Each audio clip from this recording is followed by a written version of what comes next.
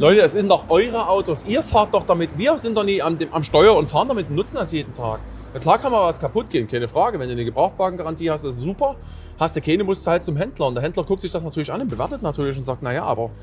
Also warte mal, du bist jetzt nie irgendwie 10.000 Kilometer gefahren, sondern 36.000 Kilometer. Das ist, keine Ahnung, da fehlen noch 4.000 oder 5.000 Kilometer, da bist du eben mal rum um den Erdball. Gehört eben wohl zum Business dazu. Der hat seinen Anwalt jetzt damit beauftragt. Obwohl wir eine Einigung hatten. Der nächste sagt, ja, das musst du alles bezahlen. Der nächste sagt, ich will da gar nichts bezahlen. Kein Cent nach 36.000 Kilometern. Spinnst du? Übrigens auch sehr beliebt.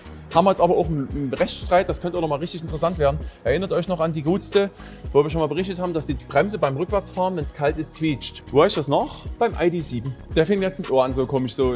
Dann überträgt sich das so in die Hinterachse und klingt ganz eklig. Aber pass auf, ist mir komplett egal. Ich fahre die meiste Zeit vorwärts, weißt du, wie ich bin? Ja, eigentlich ja, ne?